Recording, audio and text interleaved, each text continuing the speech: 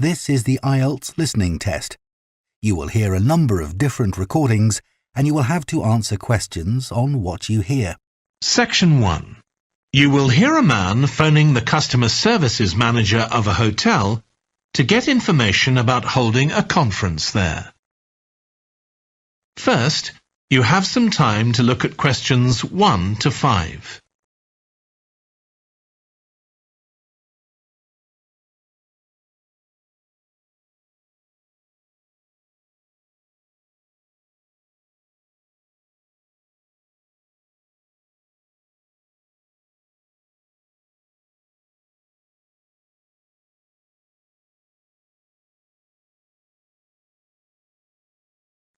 You will see that there is an example that has been done for you.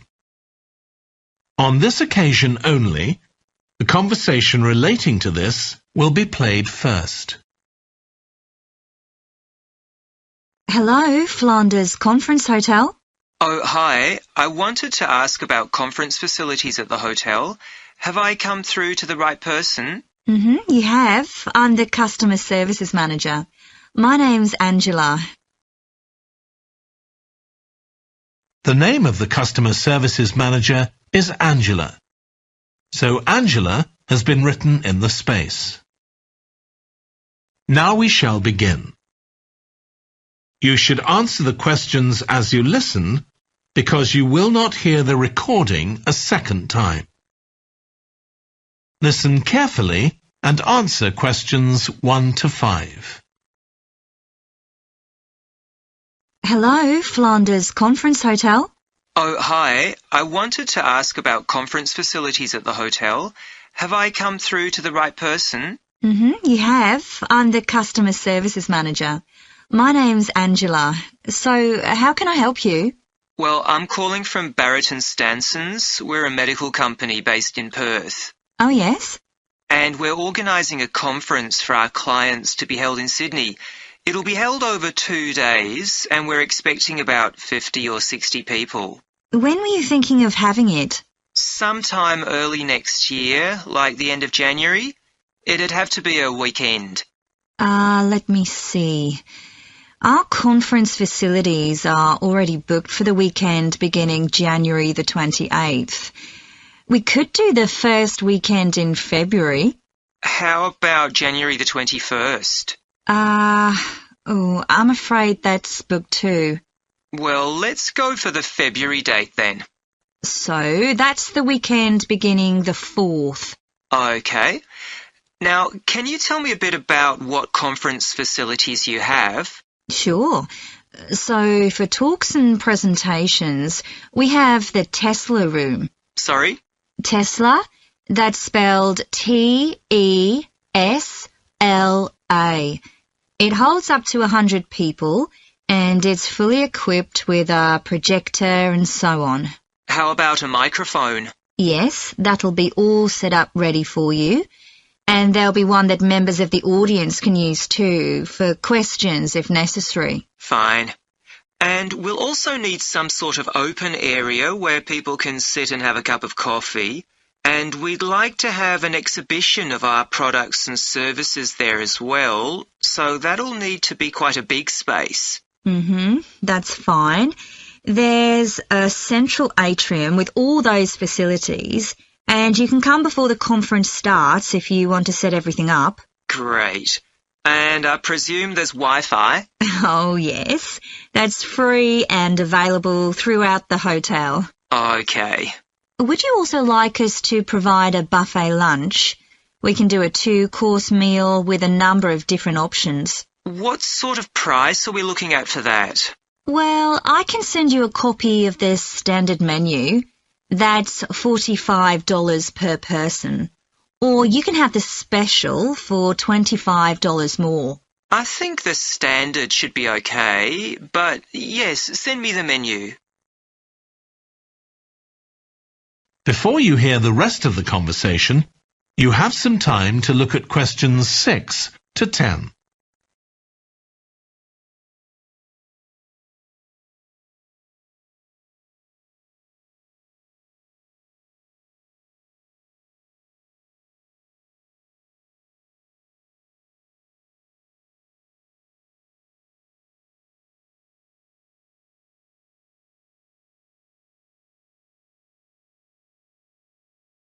Now listen and answer questions 6 to 10. Now, we're also going to need accommodation on the Saturday night for some of the participants. I'm not sure how many, but probably about 25. So what do you charge for a room? Well, for conference attendees, we have a 25% reduction, so we can offer you rooms at $135. Normally, a standard room's $180. And does that include breakfast? Sure. And of course, guests can also make use of all the other facilities at the hotel. So we've got a spa where you can get massages and facials and so on. And there's a pool up on the roof for the use of guests. Oh, great. Now, what about transport links? The hotel's downtown, isn't it? Yes. It's about 12 kilometres from the airport, but there's a complimentary shuttle bus for guests. And it's only about 10 minutes walk from the central railway station. Okay. Now, I don't know Sydney very well. Can you just give me an idea of the location of the hotel? Well, it's downtown on Wilby Street. That's quite a small street, and it's not very far from the sea. And of course, if the conference attendees want to go out on their Saturday evening, there's a huge choice of places to eat. Then, if they want to make a night of it, they can go on to one of the clubs in the area. There are a great many to choose from. Okay. So, if we go ahead with this, can you give me some information about how much we're looking at? That is the end of section 1. You now have half a minute to check your answers.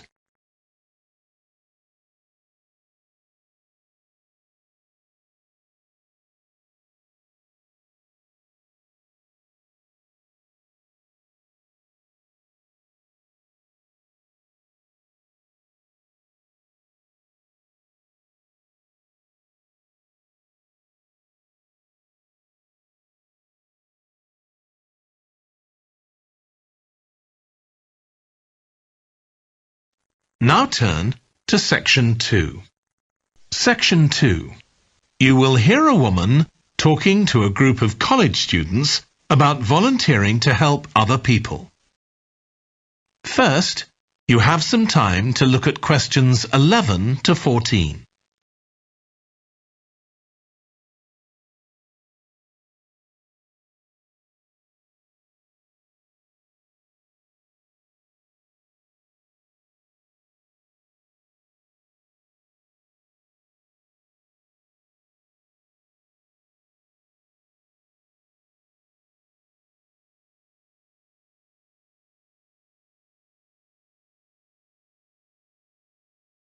Now listen carefully and answer questions 11 to 14.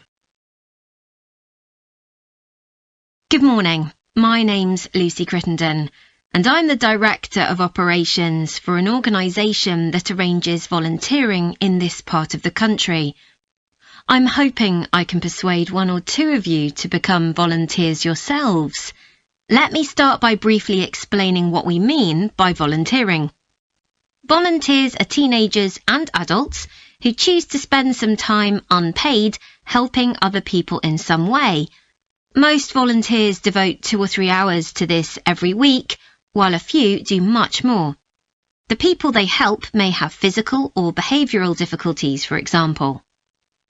Volunteers can do all sorts of things, depending on their own abilities and interests. If they're supporting a family that's struggling, for example, they may be able to give them tips on cooking, or recommend how to plan their budget, or how to shop sensibly on their income. They might even do some painting or wallpapering, perhaps alongside any members of the family who are able to do it. Or even do some babysitting, so that parents can go out for a while. The benefit from volunteering isn't only for the people being helped. Volunteers also gain from it. They're using their skills to cope with somebody's mental or physical ill health, and volunteering may be a valuable element of their CV when they're applying for jobs. Employers usually look favourably on someone who's given up time to help others. Significantly, most volunteers feel that what they're doing gives them a purpose in their lives. And in my opinion, they're lucky in that respect, as many people don't have that feeling. Before you hear the rest of the talk, you have some time to look at questions 15 to 20.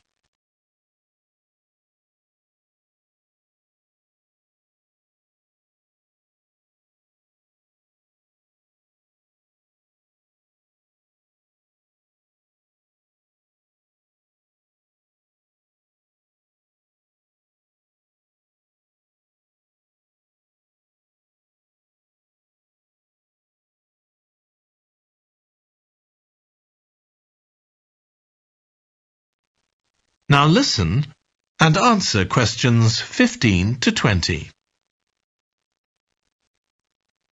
Now I'd like to tell you what some of our volunteers have said about what they do, to give you an idea of the range of ways in which they can help people. Habib supports an elderly lady who's beginning to show signs of dementia. Once a week they, along with other elderly people, go to the local community centre where a group of people come in and sing. The songs take the listeners back to their youth, and for a little while they can forget the difficulties that they face now. Our volunteer Consuela is an amazing woman. She has difficulty walking herself, but she doesn't let that stop her. She helps a couple of people with similar difficulties who had almost stopped walking altogether. By using herself as an example, Consuela encourages them to walk more and more. Min visits a young man who lives alone and can't leave his home on his own, so he hardly ever saw anyone. But together they go out to the cinema or to see friends the young man hadn't been able to visit for a long time. Tanya visits an elderly woman once a week. When the woman found out that Tanya is a professional dressmaker, she got interested. Tanya showed her some soft toys she'd made, and the woman decided to try it herself. And now she really enjoys it and spends hours making toys. They're not perhaps up to Tanya's standard yet, but she gains a lot of pleasure from doing it. Alexi is a volunteer with a family that faces a number of difficulties. By calmly talking over possible solutions with family members, he's helping them to realise that they aren't helpless and that they can do something themselves to improve their situation. This has been great for their self-esteem. And the last volunteer I'll mention, though there are plenty more, is Juba. She volunteers with a teenage girl with learning difficulties who wasn't very good at talking to other people. Juba's worked very patiently with her, and now the girl is far better at expressing herself and at understanding other people. OK, I hope that's given you an idea of what volunteering is all about. Now I'd like to talk to you about... That is the end of section 2. You now have half a minute to check your answers.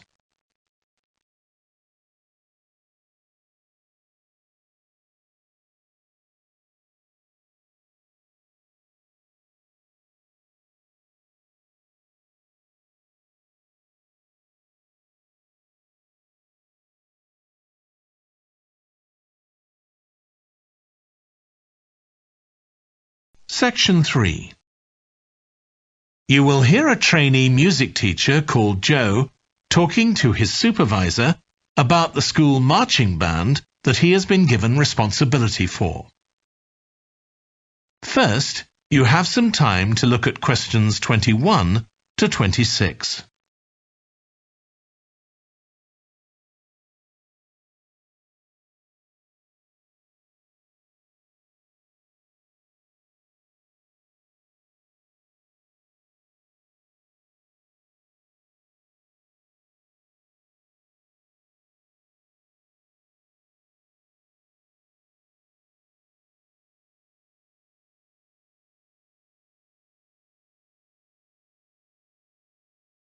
Now listen carefully and answer questions 21 to 26. So, how are you getting on with your teaching practice at the high school, Joe? Well, I've been put in charge of the school marching band, and it's quite a responsibility. I'd like to talk it over with you. Go ahead. You better start by giving me a bit of background. Okay.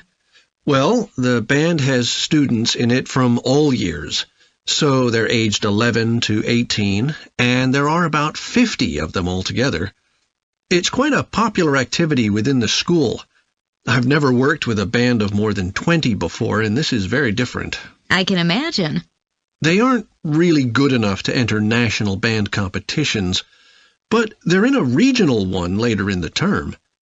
Even if they don't win, and I don't expect them to, hopefully it'll be an incentive for them to try and improve. Yes, hopefully. Well, now the town council's organizing a carnival in the summer, and the band has been asked to perform.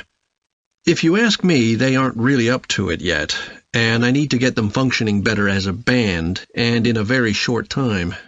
Have you been doing anything with them? Apart from practicing the music, I mean. I played a recording I came across of a drummer talking about how playing in a band had changed his life.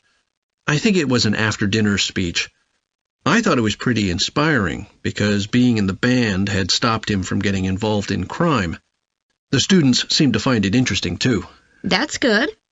I'm planning to show them that old film from the 1940s, Strike Up the Band, and talk about it with the students. What do you think? Good idea. As it's about a school band, it might make the students realize how much they can achieve if they work together. That's what I've got in mind. I'm hoping I can take some of the band to a parade that's going to take place next month. A couple of marching bands will be performing, and the atmosphere should be quite exciting. It depends on whether I can persuade the school to hire a coach or two to take us there. They sound like good ideas to me. Thanks. Before you hear the rest of the discussion, you have some time to look at questions 27 to 30.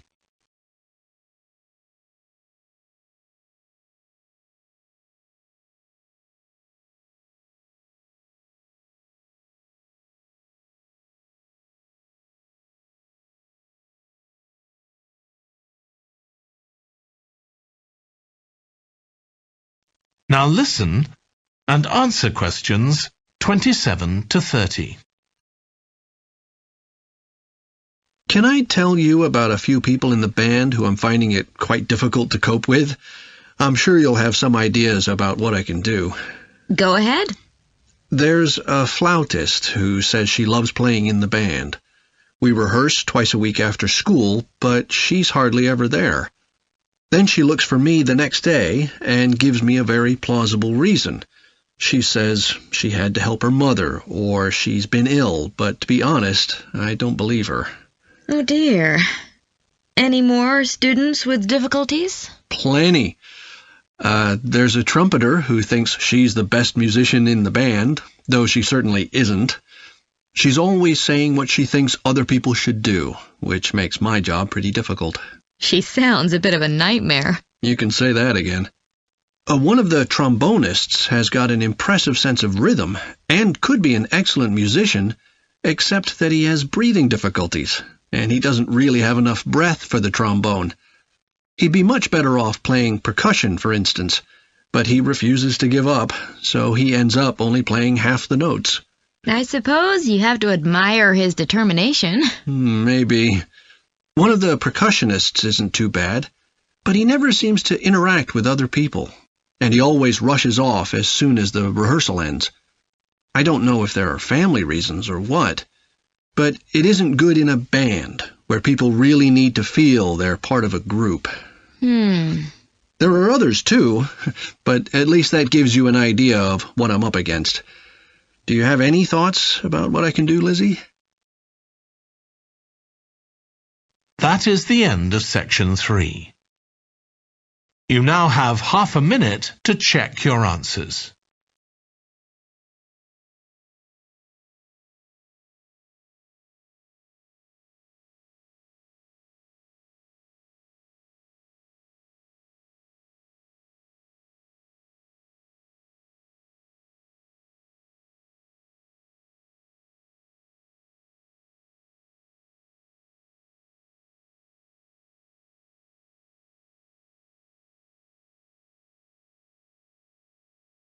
Now turn to Section 4.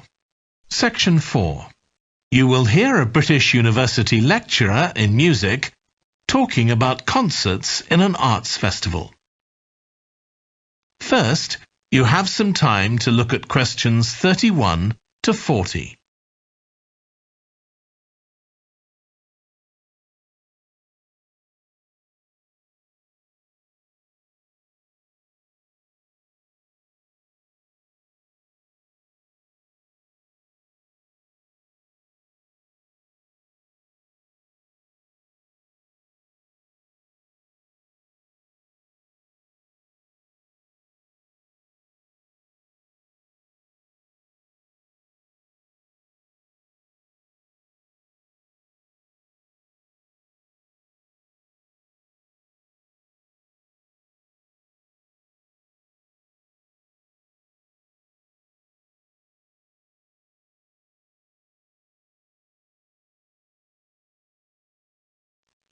Now listen carefully and answer questions 31 to 40. As you all know, the university is planning an arts festival for later this year, and here in the music department we've planned 3 concerts. These will be public performances, and the programme has just been finalised. The theme of the festival is links between the UK and Australia, and this is reflected in the music. Each concert will feature both British and Australian composers. I'll tell you briefly about the Australian music, as you probably won't be familiar with that. The first concert will include music by Liza Lim, who was born in Perth, Western Australia, in 1966. As a child, Lim originally learned to play the piano, like so many children, and also the violin. But when she was 11, her teachers encouraged her to start composing. She found this was her real strength, and she studied and later taught composition, both in Australia and in other countries. As a composer, she has received commissions from numerous orchestras, other performers, and festivals in several countries. Liza Lim's compositions are vibrant and full of energy, and she often explores Asian and Australian Aboriginal cultural sources, including the native instrument, the didgeridoo. This is featured in a work called The Compass. Her music is very expressive, so although it is complex, it has the power of connecting with audiences and performers alike. In the festival, we're going to give a semi-staged performance of the Oresteia. This is an opera in 7 parts, based on the trilogy of ancient Greek tragedies by Aeschylus. Lim composed this when she was in her mid-20s, and she also wrote the text, along with Barry Kosky. It's performed by 6 singers, a dancer, and an orchestra that, as well as standard orchestral instruments, includes electric guitar and a traditional Turkish stringed instrument. Lim wrote that because the stories in the tragedies are not easy to tell. The sounds she creates are also disturbing, and they include breathing, sobbing, laughing, and whistling. The work lasts around 75 minutes, and the rest of the concert will consist of orchestral works by the British composers Ralph Vaughan Williams and Frederick Delius.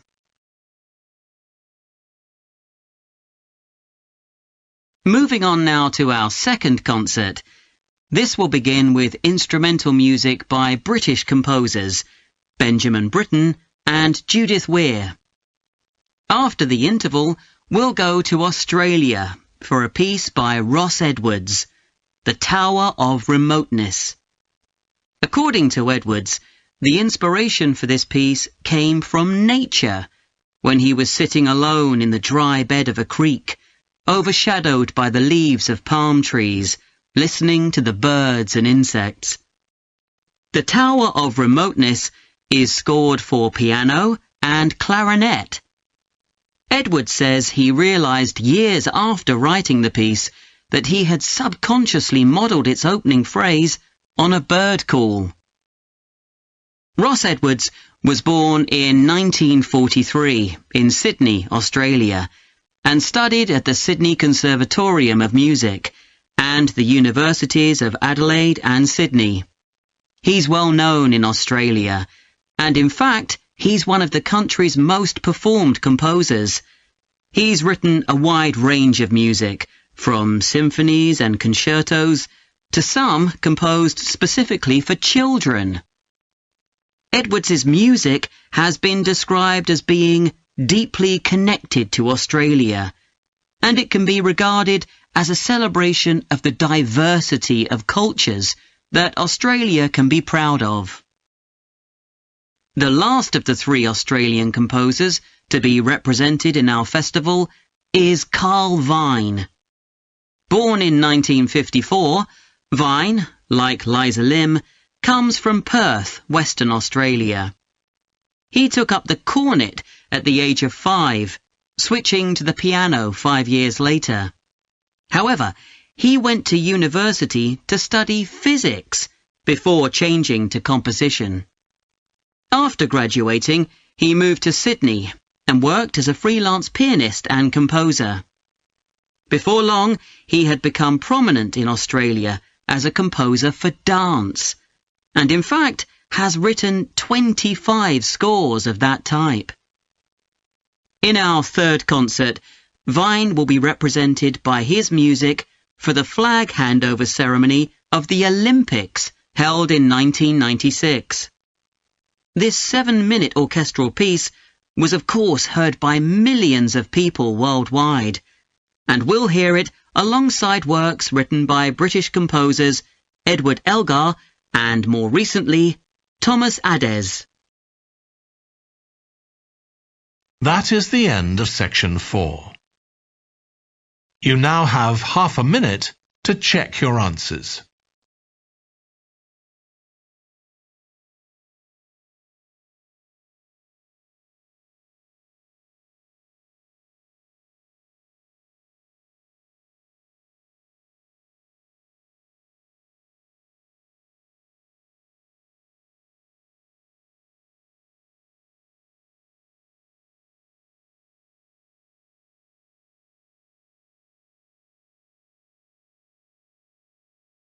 That is the end of the listening test.